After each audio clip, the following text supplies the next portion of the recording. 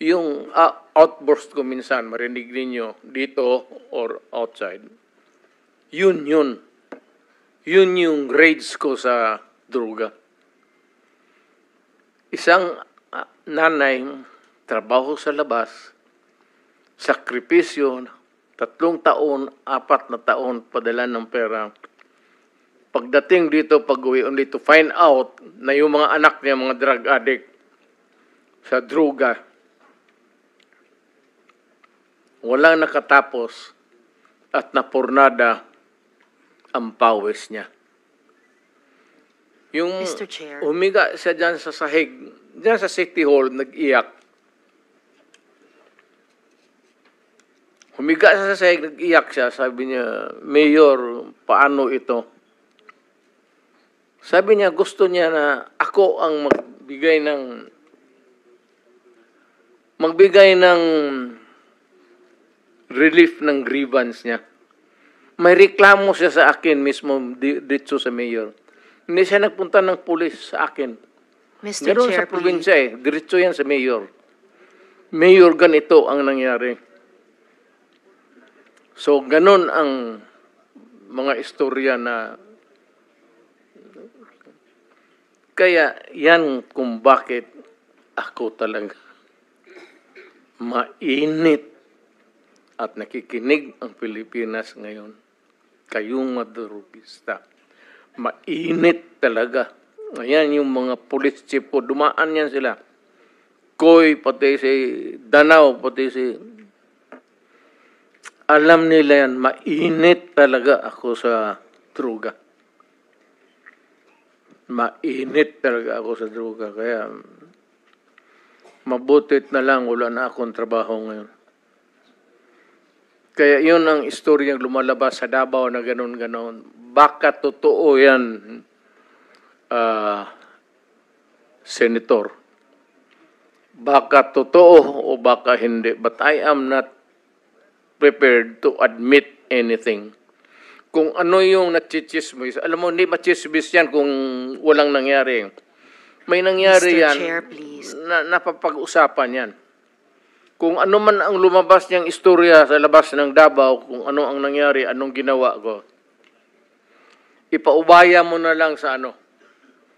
Hindi mo naman rin ako makulong kasi you have to produce witnesses and you have to go to trial. At hindi naman ako pwedeng gano'n na lang magpakulong. Pero basta sabi ko, pag nagkapanahon akong uli na magtakbo ako ng mayor, maminos-minos talaga lang, I will do the same thing again and again and again, basta nandyan yung droga. Mr. Chair. Yes, ma'am. Mr. Chair, I believe we've given the proper leeway and respect to the former president. Hindi po ito midnight COVID briefing. And I hope we can stay on track. Hindi po natin pinag-uusapan kung mali ang droga. Pinag-uusapan po natin kung yung polisiya, naging polisiya nyo. Mr. Chair, if I may. Salamat Sige, tayo, Mr. Chair.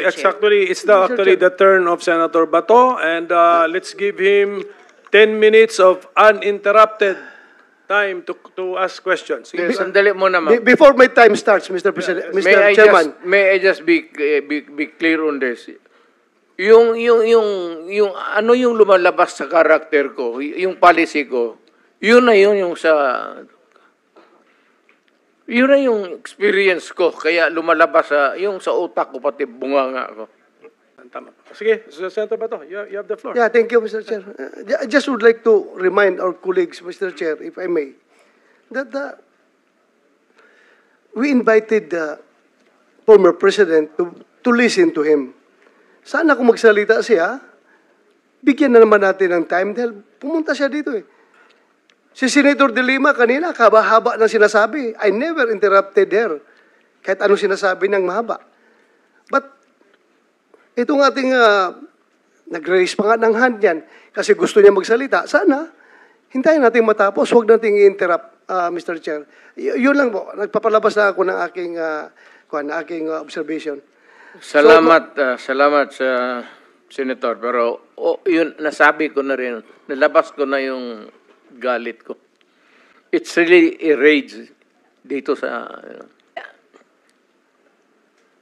ilang kayo na dumaan, Danao, Koy, pati Archie Gambo. May inutos ba ako sa inyo na talian mo ang tao, patayin mo?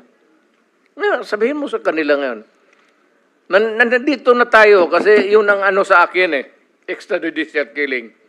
May inutos ba ako sa inyo ni minsan na patayin yung kriminal na nakatali dyan o nakahiga? Tell the people now, bago tayo mamatay, ikaw, Senator De La Rosa, did I ever tell you to shoot a criminal na defenseless na nahuli na ninyo? Never in my whole life, Mr. President. I can tell you, Mr. May Chairman. sinabi ba ako sa inyo na isalvage ninyo yung tao? Never, Mr. President. Alam mo bakit? Di ba sinabi ko sa inyo, huwag ninyong gawin yan kasi yung karma. Babalikan tayo ng babalikan. Kaya tayo umiiwas But Mr. President, I would like to make it clear na meron akong napatay sa Davao in a legitimate encounter Yes, alam ko. because you instructed me to operate against these people. Kaya napatay namin yung tao na yon, mga kalaban na yon. Ilabas na lang natin yung Legitimate operation, Mr. President. That was a legitimate operation. totoo. Ilabas na lang natin Hostage taking, yung Mr. totoo. President. Hostage taking. Karnaper. Marami ko napatay. Kidnapper. Doon sa bangko. Na doon, nag-withdraw pa ng pera sa bangko. Sabi mo sa akin, Bato, siguruhin mo yung mga kriminal na yan, dinala nila dito yung kidnap victim dito sa Davao at dito pa mag-withdraw ng pera, siguruhin mo na mahuli ninyo yan. Pag lumaban, you know what to do. That's your word. True enough. Patay yung mga kidnapper, Mr. President. Nandoon ako. Yeah, because ayaw mong may mga kriminal na papasok sa ating syudad.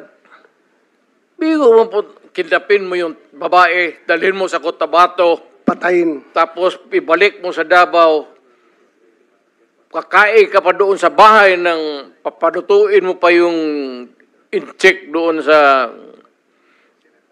Tapos, pagbaba nila, nandun ako na yan sila. Sabi ko, patayin ninyo yan.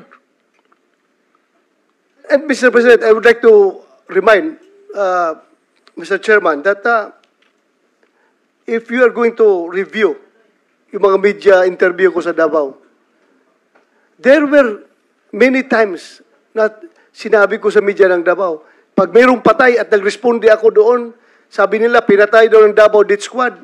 Openly, sinasabi ko, kayong mga Death Squad dyan, kung sino-sino yung nagpa-Death Squad dyan, magaling lang kayo pumatay ng walang kalaban-laban. Andito ako. Ako si Colonel Bato. Kung gusto ninyo ng barilan, dito kayo sa akin at lalaban ako sa inyo. Kung sino yan nagpa-Death Squad na yan. Kaya mali po na sabihin na kami po mga dating sa Davao na Chief of Police ay membro ng Death Squad. Siguro, Senator Risa was not listening to the answer of General Danao. Mr. Nung Chair, I sinabi was niya listening. It was the former president who said na ang mga PNP ang death squad. I declare a suspension. In the same manner that I would like to express my apologies, especially to Senator Ontiveros, kasi sensitive sa mga ganitong, yung karakter ko ho, gano'n talaga. Baski saan mo ako ilagay, gano'n ka. Even in front of anybody. Gano'n talaga ako. Bastos ako. Walang hiya ako kasi galing ako sa baba. Salamat Class kaayo, 3 Mr. ako. Chair. Hindi ako sensitive. Ayaw ko lang talaga ng bastos. Ayaw ko ng walang hiya. Lalo na pag pinag-uusapan natin Kaya, ng seryosong bagay ng war on drugs saka Kaya extrajudicial killings. ako bastos Salamat man. kaayo, Wala ang Mr. hiya Chair. talaga ako. Yan ang totoo. Siguro, hindi ako dadating itong pagka-presidente kung hindi ako bastos at hindi ako walang iya. Thank you, Mr. President. I am now, hindi sa lahat ba, baka sabihin mo, magwalang hiya ako sa inyo, hindi yan. May kunting edukasyon rin ako. Decency. Yung demeanor ko, yung pinapakita ko sa inyo, yung galit ko, yung rage ko, sa kriminal yan. Dahil nga, naging prosecutor ako, matagal masyado. Ako muna. Professor ako ng Professor ng Police Academy.